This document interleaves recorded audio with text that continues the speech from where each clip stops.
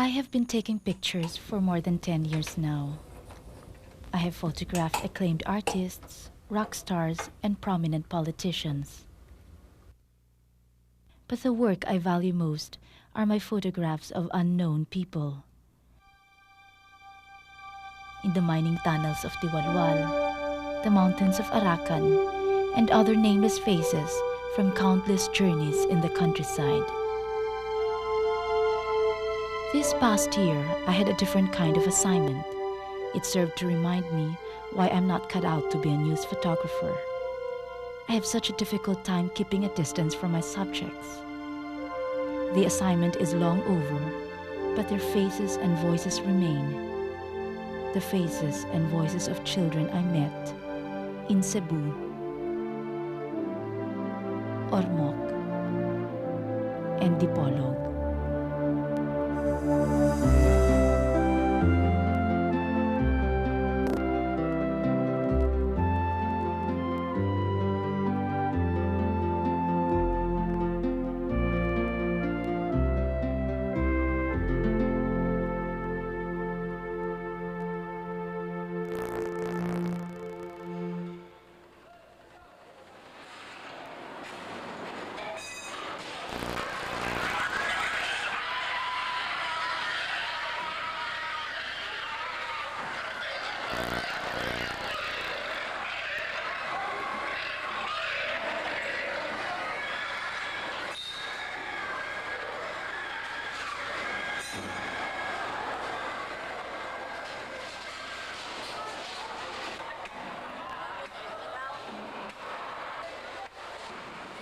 It looked like a scene from a massacre movie when I got to this slaughterhouse in Cebu.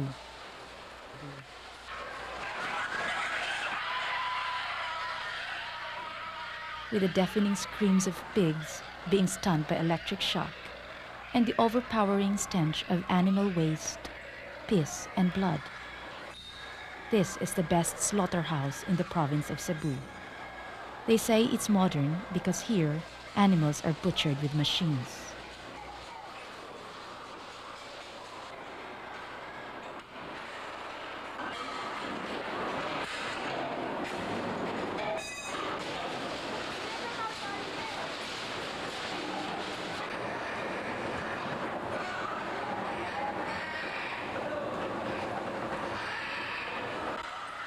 After draining all the blood, the pig is dropped into a boiling vat, then shaved with a machine.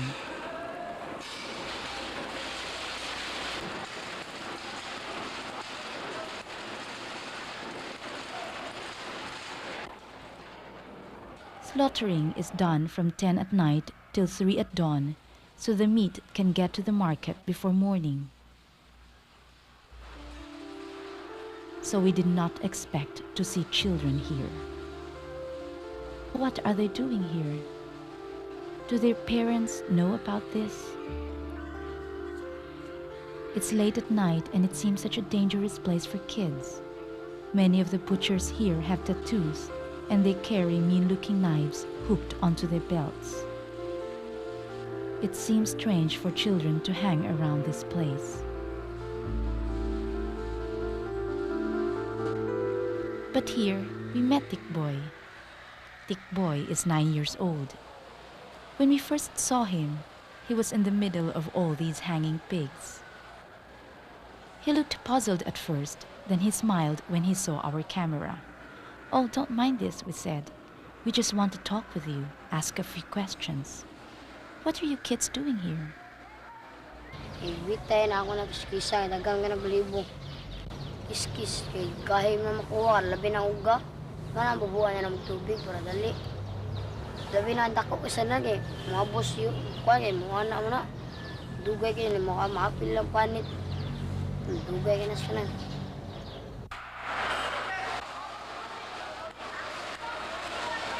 These boys shave off hair that the machine cannot reach, around the snout, ears, and belly. Buyers don't like hairy pork. That's why these children are hired, so the pig skins are really smooth when they're sold. Magkano naman ang binibigay sa inyo? Wala ka naraglisay. Nangunod. Anara. Umingon na tigiya ko ay naglisay. kuhaan ako tambok. Say, mingon, kaya nang liyo.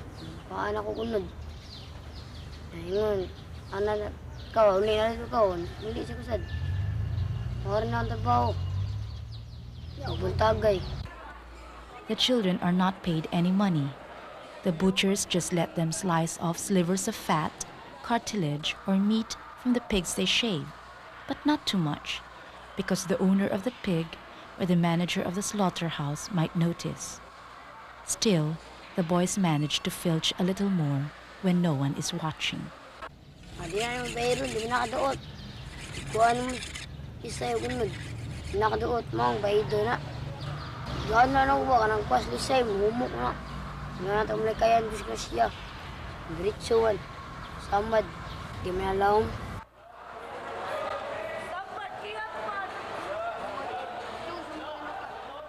Sa may imong gitambal, ana. Ito dahil, tambal ako sa kumama, gibatangan na iklasta diyan ako. Ano mo mo kay gambar kinis na nun. Mayor kinis na eh. Hindi nga mahitabo, basta naabot diya sa itawan. Na-slide. Mataga ka na itong marag putaw. Masamad.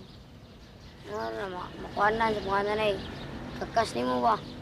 Mapis ka na kagtay. Makakuha ni mong dali ba? Marag init ba? Mapasok ka dali.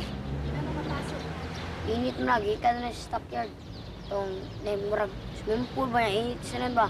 Yung sa baboy niya. Pag nas baboy, sudo na. Gas ako, mari dali ba? Init kinis na nun. Pasok ka dali. These are the things that Dick Boy and the other kids worry about. Getting cut, slipping, or getting burnt.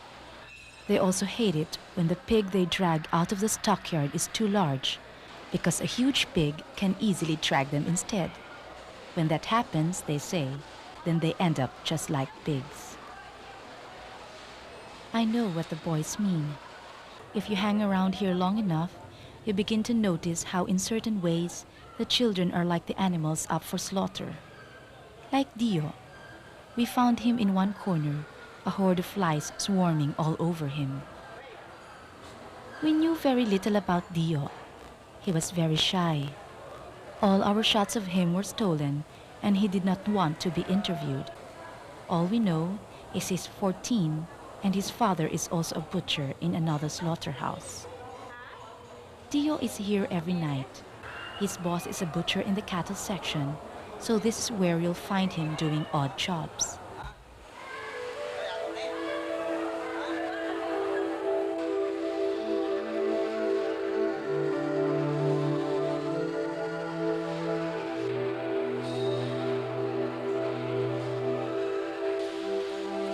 I don't know where this boy gets the strength to do all that he does. He's barely skin and bones.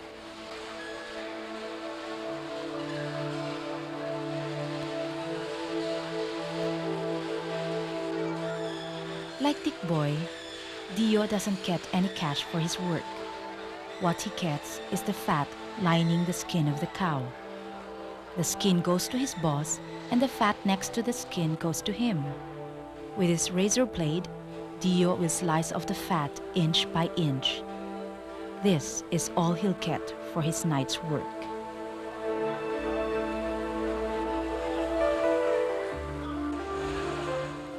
It's 3 in the morning. Dio's work at the slaughterhouse is done. He'll hitch a ride on his way to Carbon, the largest wet market in Cebu. The city is still asleep. The wind cold on this November morning. Dio has nothing to put on his back. And from the way his back is bent, I wouldn't be surprised if he had tuberculosis. Hindi ba nakakatakot magtrabaho sa gabi? Hindi man. Hayag man, di mo piyawan. Ang kapiyawan mo ka na negosyo dakpan Victor. Sir Victor ba? Ang mga Diyos pa. Ito, dakpan naman negosyo na yan. Makitaan may kami mag-ana-ana. Sa England, may di namin kasunod dito. Mura naman piyawan. Ang negosyo, may dakpan. Anong negosyo? Kuhan mong karni ba? Karni ba niya? Ng tambok ba? Mga negosyo. This is what the boys call business, their loot for the night. For the 3 kilos of fat he cut from work, Dio makes 60 pesos. That's $2.30 for a hard night's work, which children shouldn't be doing in the first place. It's 4 in the morning. As the marketplace slowly wakens, Dio's day is about to end.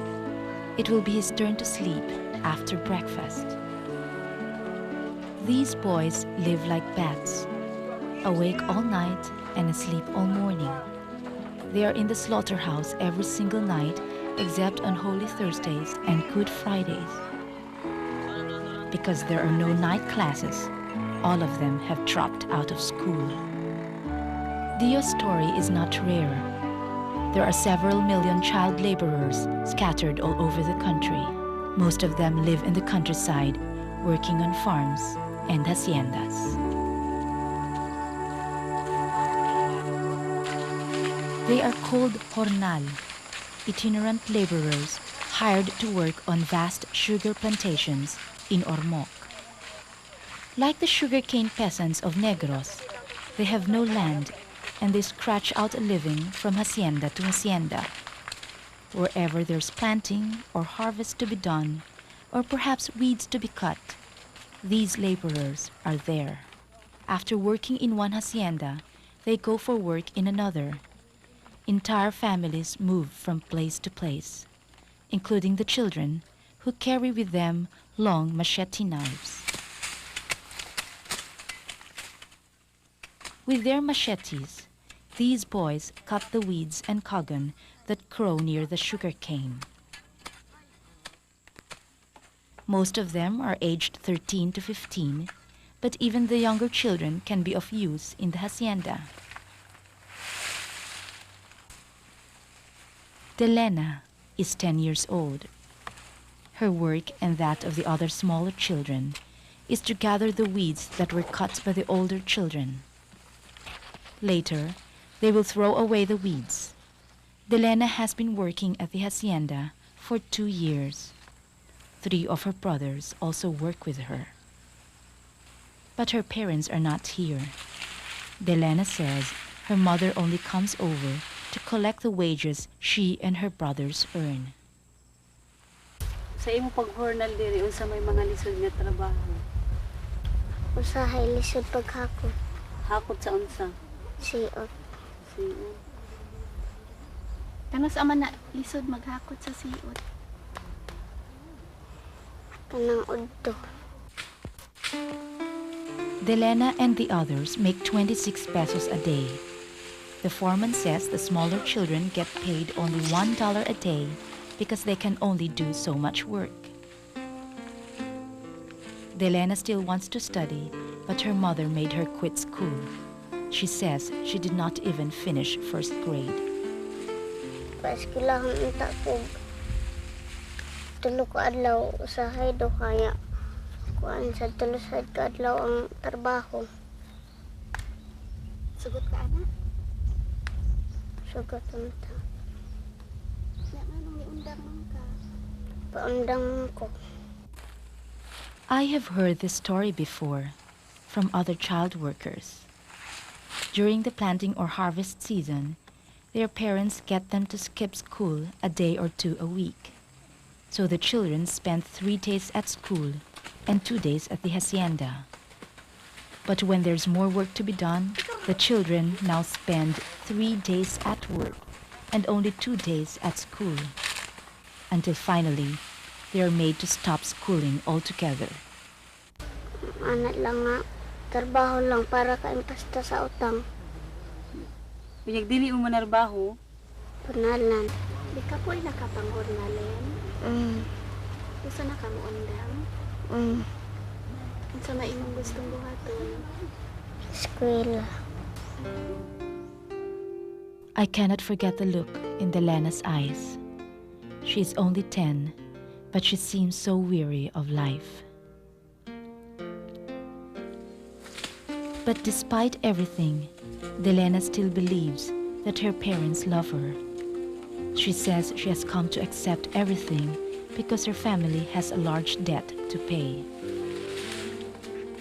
How could it be that a child like Delena bears the burden of her family's debts? What kind of life do they go through, these children who work on the sugar haciendas of Ormoc?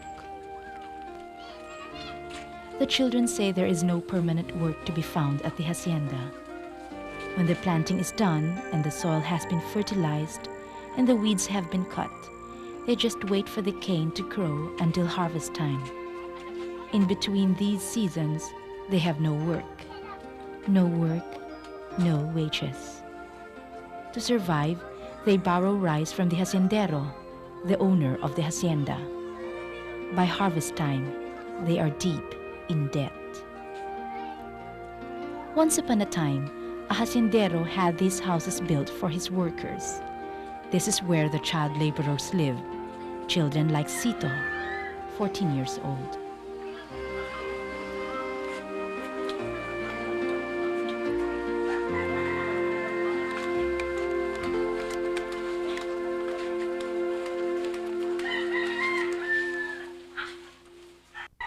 There is no water here. It has to be brought in from far away. There is also no toilet, and what is left of the roof no longer provides real shelter. Cito's mother and father are both workers on the hacienda. Cito's father is only 45, but he has been disabled from falling off a truck carrying harvested cane. Cito decided to join his mother and work on the hacienda, if only to add to the 40 pesos she makes a day. Cito quits school. Ako, wa ko magkuhan nga mo trabaho gid unta ang ako anak ba sa kuan ba ang ako unta gid gusto mo eskwela siya. Karon day usa ka kuan nga pag-eskwela niya kini ang kuan ingon siya ma di na lang ka kum eskwela mo hinadtong grade 3 pa siya. Ko eskwela dong kay man na maka grade 6 kay yawat na bala nga na adi ay ta makatatrabaho ta og gamay niya makangadto na po sa high school. Siya kana na ang murama na ang kuan kaayo may murag di sa kaayo ko kakaya sa kanang mga leksyon ni ko kamao kaayo. Like Cito, many child workers find their lessons difficult because they are often absent from school. When they can no longer catch up in class, they drop out. Cito's father and his grandfather could not escape the desperate poverty of life in the hacienda. Cito quit school after 3rd grade. Chances are he too will suffer the same fate. A child worker today, a hacienda worker for life. Cito's future is bound to the cane fields and to a never-ending cycle of debt. So nang may trabaho din sa sinda. Kay tagas ng tubo sa may gunahon nga tagas ng tubo. Na dili maglisod ang mga hornal na katrabaho. Naglisod kita. May pautang mga bugas atong una pa tong buwan ika kunar ka buwan ika 5 na ka buwan niya wala sa nagpotro pautang. You can tell by his eyes and the way he speaks. He seems no longer a child. At a young age, these child workers worry about whether there will be rice to cook for lunch or supper. But when you look at their build, you will mistake them for much younger children. This boy is 14, but he looks only 10. The children say it's because they work so hard but eat so little, so they do not grow as they should. This is not all the children must face. There are other risks in working on the hacienda. Bakit kailangang matalas na matalas ang mga machete nyo? Pero putol sabot ug habulan na dugay kay kaka putol sabot. Sumot nagipigipi piyong ra basta di maputol og mamatarasan. So punta sa kapatas. Nakinadlaw. Na. Abtan kasi mo oras sa kami habulan ng masiti. Nakait. Mao ko sa iyo. Isig kauban nga dugay kay kakaputol. Mo sa kapatas kasama sa kapatas di kanon tayman na. Murano sa kapatas. Ano sa kapatas noon.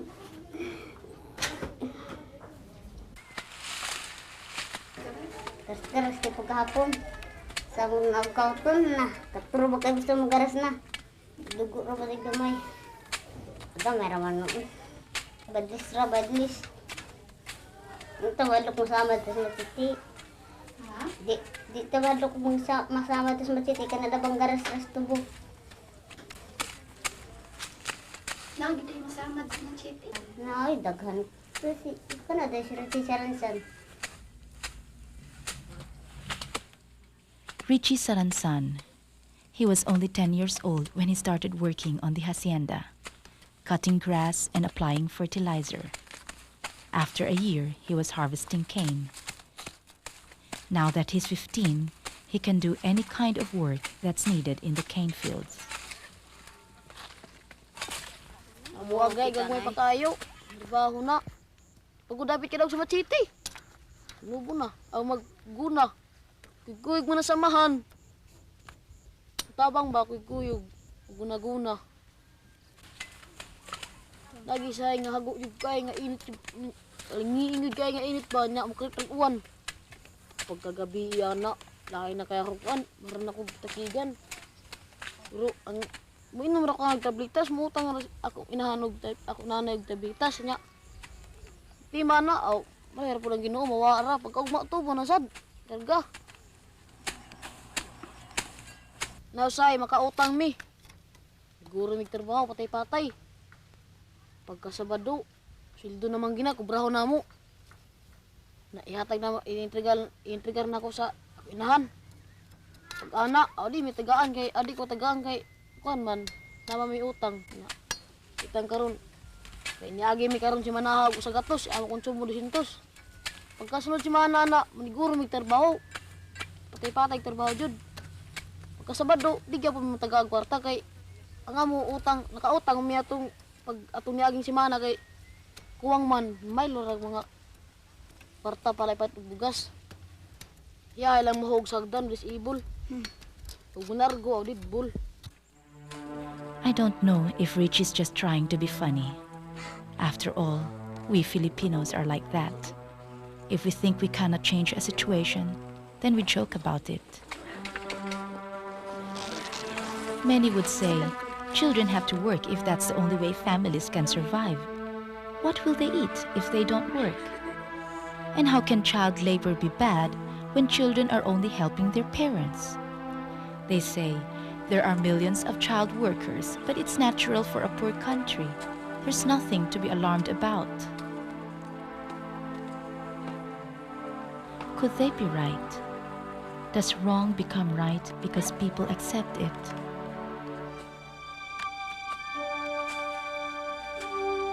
I traveled from Ormoc, bringing with me the pictures I took of Sito and Delena, and the questions that troubled me.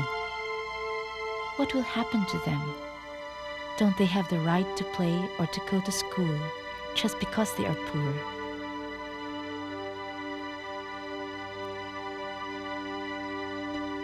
I found my answers at a small wharf in Dapitan, in the southern part of the country.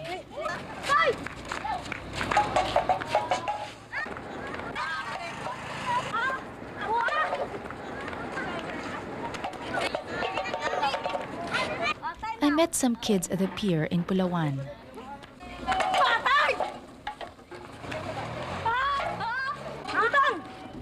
Moklo, missing a few teeth, chinky-eyed and loud-mouthed.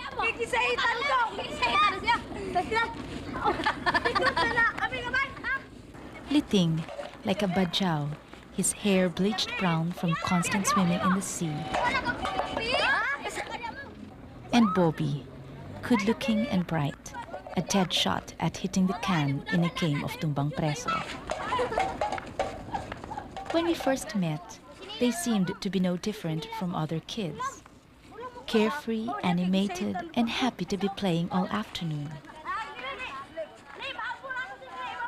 But then they asked me to come back to the pier at nightfall. Why, I asked. Just come, they said. If you really want to know us, come and meet us here tonight, around 7.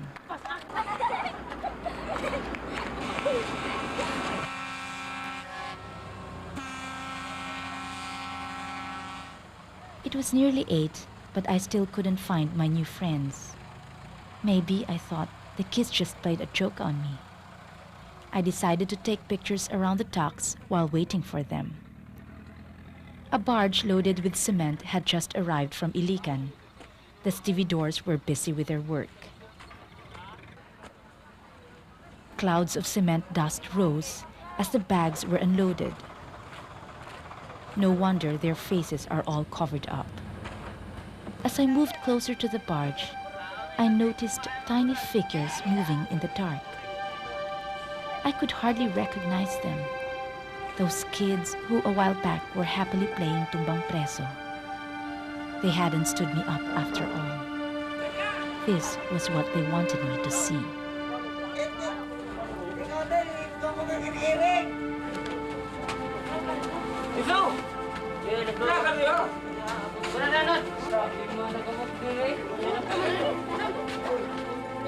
I was taken aback by what I saw that night. The men would lift the bags of cement, and there would be 2 of them to a bag, while the children would carry the cement bags from down below in the cargo hold all the way to the deck. What is this? Why are the children doing the heavier work here? There's not much air down below the cargo hold, and with so much cement dust anyway, we dared not breathe in too deeply. It was dusty, hot, and dark inside the cargo hold, and the barge swayed with the tide which made us dizzy. How could the children bear this?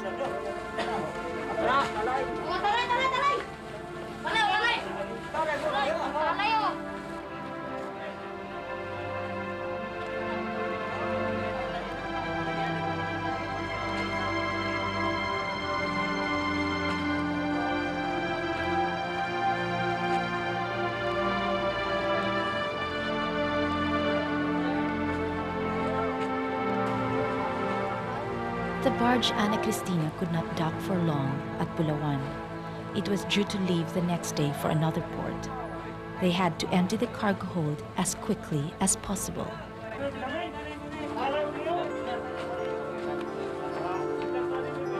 The boys worked till midnight unloading the barge. The following day, they started early.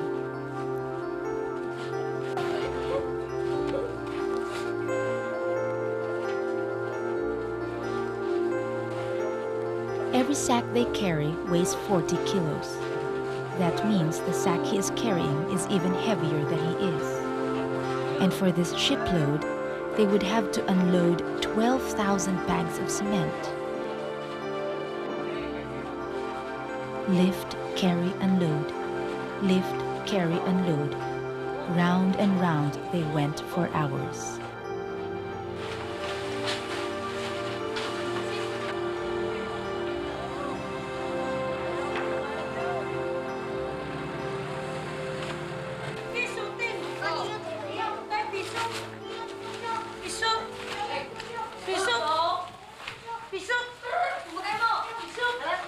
Exhausted and hungry, their small bodies aching, I cannot blame them if they get on each other's nerves.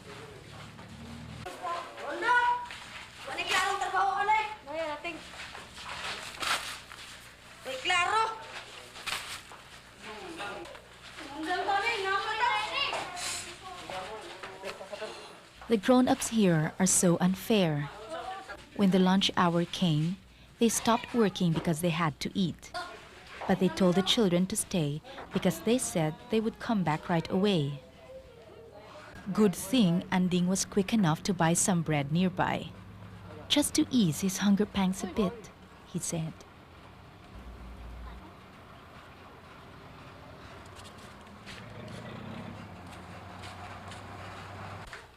It was already 1 in the afternoon, and the boys had not eaten yet. Pas mo, mi! Kay alauna, tagong pagsugod ko na alas 8. Giuma na mo og kan, alauna. Pas mo yun. Pas mo, dyan niya to. Gani, di man mo ko ng kapates. Kapatas. Di man mo, kuhan po sila mulimid, po sila musugot. Basta mo uli mi, di mi tayo pabalikon. Naghugaw-hugaw lang kami ng timing. Hugaw kami ng timing bakit? Atong kami niya, nanguli mi. Yo, ulit kami yo. Asya. Ano bumalik ugma? Magbalik na pagka-ugma. Dili na tayo may patrabahon. Dilogos na may trabaho para... Gigulat man ko niya. Ay, kwarta, gigipagita na mo para makiswilag tiwas. Dili mo na mga mag-ugma! At last, the kids were given a break.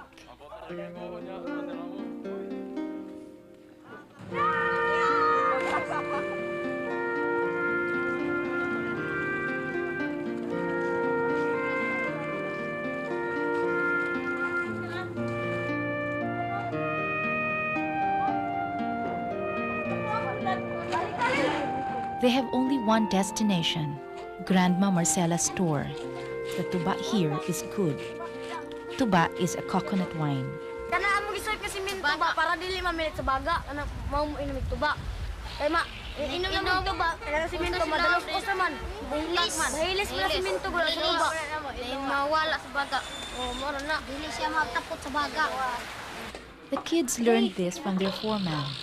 The older stevedores here say that tuba protects them against lung disease that comes from inhaling cement dust. I don't know if it's true. The only thing I know is that after a few classes of tuba, the kids were raring to tell their stories. Oh, Diyos ko! Ano ba naman ito? Di ba? Walang hiya! Nagmukha akong tanga. Inaasahan niyo na lang ako. Letseng pag-ibig ko. Oh, Diyos ko! Naunsan niya akong kinabuhi. Karon. Nahubog. Di man ka kuha lang kung ginikanan. Usahay dili mo kakaon, usahay mo kakaon, mami. Nga, magtrabaho na lang ko, tabang na lang ko sa kong ginikanan kay akong papa, hubog man. Ulian raman akong mamagkulatahon. Ay ako, amahan, may kita bisag nasa laod mo, nagat. Ako, trabaho lang kong lugos. Ako, ginauna ko nga, luoy akong mga ginikanan ba, agad pinangita, magbulat sa init, anong barko, magrindagan, luoy ko ba. Trabaho lang yung yun. Roller din ka na, pariola. Ibo mga anak uban, narbaho. Trabaho lang bugo ang pangita sa kong amahan, usaraman, pareharaman namo. Tabang lang kong pangita niya. Kaon sa mga ngangod. Eskwela ang mangod, ako lang nitabang ang paniyaw. Kung mangod, gipa, tinodong eskwela ka. Pero ang po inigasto nila. Pa eskwela may anak pagkabuntag. Kitaan man ako na may nidunggo. Nanggid mi sa maestra, ingon maestra nga, pwede mo makatrabaho kung hulot na ang kuhan, kung wala na ang karga siminto, balik lang po mag-eskwela. Nya pagka kuha na ito, kauman siminto, na lang po yung sunod-sunod na naman. Lundag na lang noon may. Wala. Kung eskwela may balik, ilang man po may kuhan sawayon. Kung nga may Idnunumig absinot sa kay bunot. absinot ko sa kay bunot. Absinot pa, palabsino. Tagi, pila ka bulan, mga absin. Na, mga absin ba, mga absin. Ikadua, ingon akong ginagawa. Musugot ang mga eskwela, walay kaon. Dapat po na magsilbi ma. Matay po ta ng... Piyapan may punta ng kuwan, may eskwela, walay kaon. Dali man biyak na kuwan, buntag taman hapon, walay kaon-kaon. I'm not sure which is worse for Bobby, going to school without eating or breaking his back at the wharf. They can only take a short break and then it's back to what seems like an endless treadmill of unloading cement bags. There are 50 stevedores working this cargo, so I figure each child must carry 250 sacks of cement in 1.5 days. This is not work. This is hard labor. And they are paid only 75 centavos for every sack they unload. Bakit parang mas mabigat ang trabaho niyo kaysa sa mga matatanda? Sino ko na may kadaog ko no? Amin na lang ko na mulukdo ko no mi. Kaog kabahay na mo. Nakita kami tigdawat. Nga, at mukha man to, itsa pa man, abog-abog man to. Di man bugon may kadaw pa ng suminto, itsa na maglayo gud. Sila kaya kadaw lang, sakto na maglawas, sakto bukog. I find this hard to believe. The men won't admit it, that they would rather have kids carry the cement bags because the kids are short and they don't have to lift the bags too high to get it onto their heads. The men have passed on the heaviest work to the children. They have done so because children don't complain. They're docile, and even if the pay is low, they do not make a fuss. They do not ask for benefits, and if there isn't enough work, it's easy to fire them. Balik din, hoy, balik! Maganda ka pa. Kagkataon lang natin, hoy! Anong ugali ng kapatas nyo? Saka na si Pinoy, isog mo na. Kayo, daming taon nga, dakog tigog. Nigba, at traka na mo! Wala na. Ninaikan ba? Ebleron. Mulok doon siya sakom, uli. Eh kami, banak na ba? Og gamay ra ang tao, mutabang siya. Og dagang tao di man siya mutabang. Tabang. One afternoon, we chanced upon the man the children didn't like very much. So this is Pinoy, the children's foreman. Nga mga bata man imong gikuha nga laborer. Kami dili mo gustong mga bata kay kana may policy na sa among labor union. Ang mga ginikanan na hangyo kay pagka man standby man as las pantalan mga awat niya. Ay patarbaho nung kas mga awat. Mangulikta daw sila sa ilang sweldo. Humana sila gisulduan labi ganin. Man lagi sila kakuha. Ang iyang mga ginikanan minanilo. For this shipload, each stevedore earns $4.50 for 2 days' work. But the kids get to keep only a few cents of their hard-earned money. 10 pesos. Ako, usa kong kabahin lang. Gagmayra sa kong nan. Amo amam tag 5 raman. Usa akong kabahin lang. Ako sa kabahin. Kuan man, di man ko mangaya magtagal kung mama ko pila ihatag. Sila kay ihatag. Usahay na itag 10 para kuan ma pang-snack. Tagaan ko sa kong inahan sa isa ka barko, Jis. Saba, naman ko mag-uula na sa kay Gisrayatag. Sabot ko ning duwa. Pero kaning nagtrabaho ato tagaan tag Jis akong inahan mag-uul man ko kay Jis nya kapoy kayo. Jis pero una-una lang daan pero saktong ginalagay kay ako para maka-eskwela kong balik ba saktong nila pero mag-uul ko ng taga Jis. Wala rin snack. Naro to. Nganon dili man ang mga bata makuha sa ilang sweldo. Kaya may ginikanan ko sila. Natural under of guna mother guna sila. Di na to ginikanan guna. Diba? Nya sila may ni hago dili di sila may makuha sa ilang sweldo. Under sila sa ginikanan. Ay bata pagod sila. Kala naman sila sa akin, mangisog bang niya. Kuan, gusto niya papaso niya patarbaho. Pasok sa trabaho para dali mo man. Pero ito, maaptan mi na diyan, maghinay mi, maaptan mi, kanaugan mi, kasapaan mi. Pero di nga manapat. Kung sa may ingisog. Eh nga, anong gagmay diya, o di nakagawan tag trabaho, ulian na lang na. Muna yung sulti na kataganan diya. Kaya gagmay mong good, o trabaho. Makalangan mo din gagmay good kay sunod mong guna good, sunod niya. Di man din matraka itong gamay kay, kuan, bukatan. Motong makuan na yun. Ang kadugay. I know what Bobby means because I saw what happened to Ronald, the smallest boy in the crew. Ronald is also 13, but tiny. He was trying to catch up with their little assembly line, but it was obvious that the load was just too much for him. Ronald was struggling. It came out so clearly in my pictures. I wanted to help him, but I did not know how.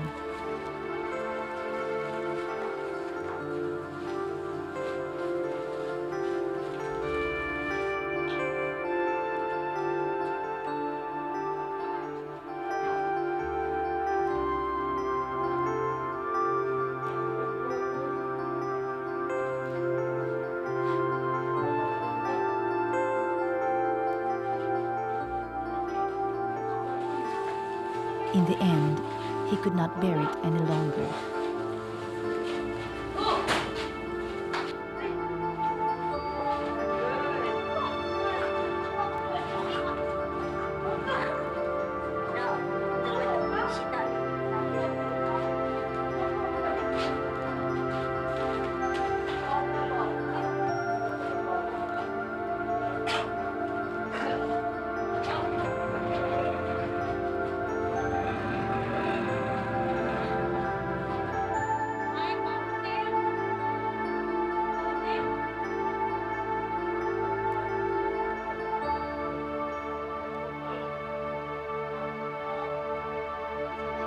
Ano ang nararamdaman niyo pagkatapos ng 2 araw na trabaho? Layo rin tayo.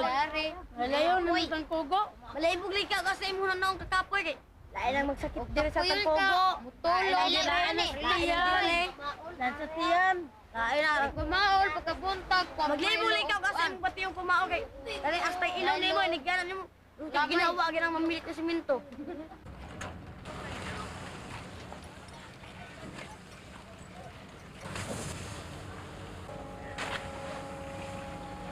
Kaya kabahin ng abog, reklamo juga ng abog yun. Reklamo juga na kay. Di ka na imang abog, usap po niya makadala og ka daw sa lawas. Kaya kuhan god, parang abog masuyop na to niya. Mamilit na to ilong, dire sa ilong, sa ilalong. Lugos na kaginhawa din ana. Nagset pa to sa baba. Di ba dito sa ilaw, pilit mo sa baga god. Amaya rin tamigmas, nawala ulamay ba? Alas 3 ba? Upod mit kalo kay amot ka sa una mga dagko may nagtrabaho diya mga mas mga mas mga donut noon kung amahan duro mang trabaho sa una di man siya kagwanta sa abog undang siya kuan din siya lauran din siya nagat ng laod kung ano po huli niyang trabaho.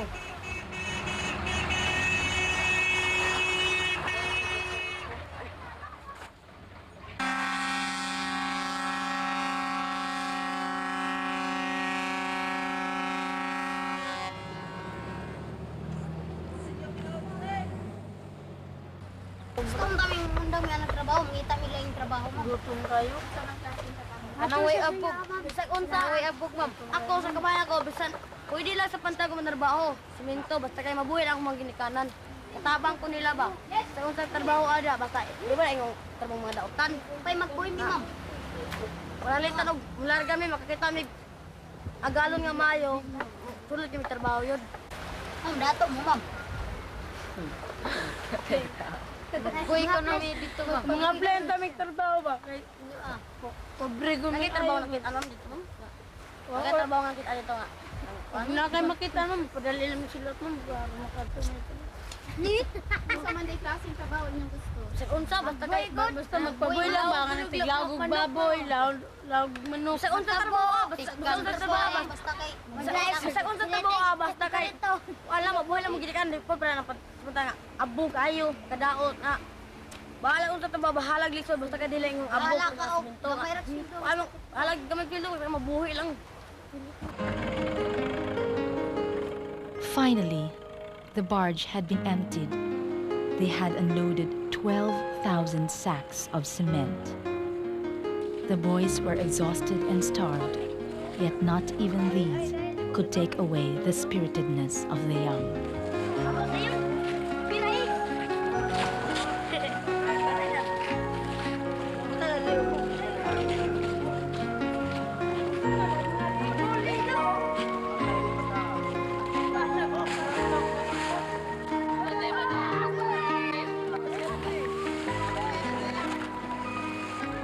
At that moment, as I watched them leaping into the water, yelling and splashing about, it became clear to me they will pass through this magical time only once in their lives.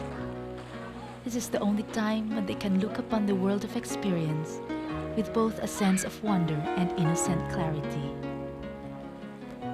In a few years, they will be completely taken over by the world of responsibility. But for now, They are children, and it is their right to enjoy their childhood, to feel the loving care of family, to play, and most of all to study, so they can gain the wisdom and the skill to take the leap from merely surviving to really living. Ano ang gusto niyong trabaho paglaki niyo? Kung nagkakong ko, kung kurson, kung andra, mga trabaho na. Kayo na kayo ng trabaho ba? Tig, para ko, tigpanilig ka ng barko. May, ano mo kurso? Trabaho mo dyan po na. Yan kurso. Nilig barko lang ka, taga-barko lang kita na lang ka. Ano ko? Ay, engineer. Mo deliver lang po ko kan. Sukat. Dako ko. Ang trabaho kan deliver lang. Kulog. Sa i-deliver. Lamay, pits. Hindi ka na mga bugas. Ko. Nalitan og maning kamot sa eskwela. Padako ko. Ako yung kuang kurso yun. Bugada yun para tiksolba ng problema ba? I left Pulawan, bringing with me the sighs and laughter of my young stevedore friends and the memory of Bobby's dream. He said he wanted to become a lawyer so he could fix problems. I hope so, because if he continues to heave cement bags on his head instead of go to school to enrich his mind, then his dream will remain just that, a dream.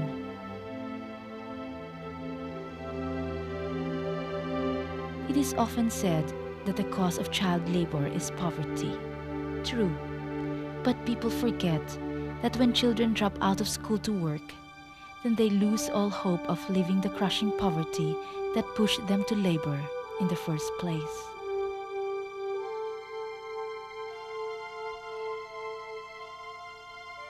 Those who employ child labor have a lot to answer for. So do the children's parents and government, whose duty it is to protect their rights as children.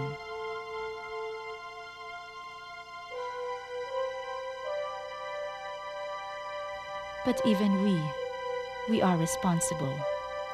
Even an ordinary photographer like me, I owe this to them. For as long as we pretend they do not exist, or that they are someone else's problem, then the blight of child labor will remain with us, and their numbers will grow.